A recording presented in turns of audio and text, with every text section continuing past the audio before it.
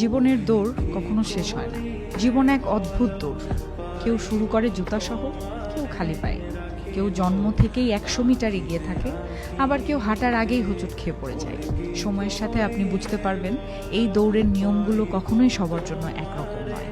আপনি হয়তো দেখবেন কেউ সহজেই সব শিখে নেয়, পরীক্ষার আগে রাতে কয়েক ঘন্টা পরেই অসাধারণ ফলাফল করে, আর আপনি দিনের পর দিন খেটে গেলেও কাঙ্ক্ষিত রেজাল্ট পাচ্ছেন না। আপনার আশেপাশে এমন অনেক মানুষ থাকবে যাদের জীবন বাধাবিহীন রাস্তায় চলতে থাকে। তাদের কখনো টাকার চিন্তা করতে হয় না, বাবা মায়ের দেয়া ক্রেডিট কার্ডের বিল মেটায়, আর আপনি একবার টিউশন ফি চাওয়ার আগে কতবার চিন্তা করবেন সেটার কোনো হিসেব নেই।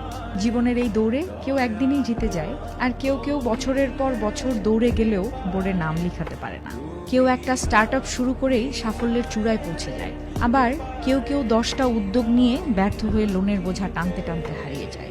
কখনো এমন হবে আপনি দেখবেন আপনার চেয়ে কম দক্ষ, কম পরিশ্রমী কেউ আপনার স্বপ্নের চাকরিটা পেয়ে গেছে।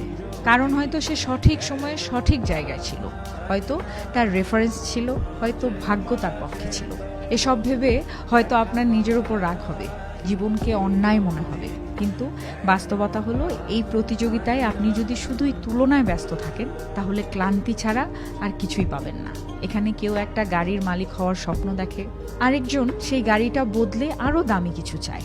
বড় ফ্ল্যাটের মালিক হওয়া মানুষের স্বপ্ন থাকে আরও অনেক বড় কিছুর। তাহলে উপায় কি? উপায় হলো নিজের লেন ঠিক করা। এই দৌড় কারো জন্য নয়, আপনার নিজের জন্য। অন্যের জীবনের দিকে না তাকিয়ে নিজের গতির দিকে এগিয়ে যাওয়াই হোক মূল লক্ষ্য। জীবন সবসময় ফেয়ার হবে না আপনার সাথে, কিন্তু আপনি নিজেকে প্রস্তুত করতে পারেন, সময়ের সাথে নিজেকে গড়ে তুলতে পারেন।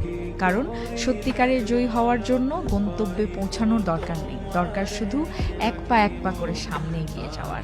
আর ঠিক এগিয়ে গেলেই দেখবেন একটা একটা করে রাস্তা চোখের সামনে এসে পড়েছে।